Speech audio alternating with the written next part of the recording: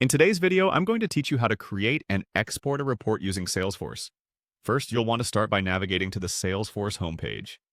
This is your main hub for accessing all your tools and data. Think of it as the central dashboard that supports everything you do on Salesforce. Once you're on the homepage, the next step is to locate the app launcher. This tool helps you find and open different applications installed in your Salesforce environment. You can find it in the top left corner, represented by a grid icon. Go ahead and click there. Once you've opened the app launcher, the next step is to find the Reports section. This is where all your data exploration will happen.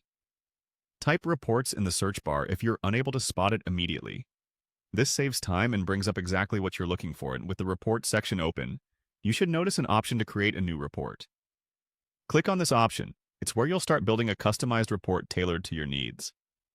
With the new report screen visible, look for and select Contacts and Accounts. This option is crucial as it sets the groundwork for the kind of data you want to explore and visualize.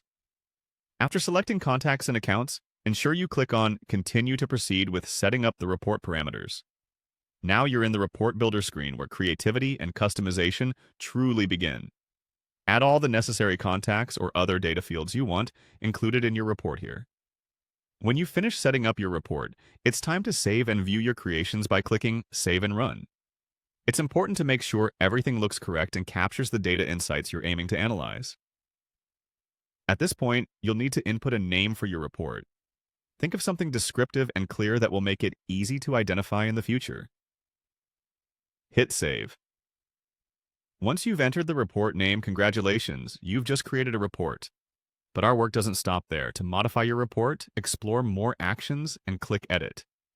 This feature comes in handy if you need to tweak anything before sharing it with others. For exporting the report, which is often the last step, select Export from the same More Actions menu. When you're exporting, you have the option to choose your export view.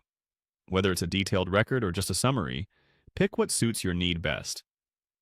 After selecting your preferred view, you'll also need to choose the format. Popular choices usually include PDF, Excel, or CSV.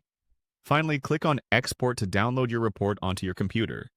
And there you have it, a comprehensive guide to creating and exporting reports in Salesforce. Thanks for watching, and I hope you found these steps straightforward and easy to follow.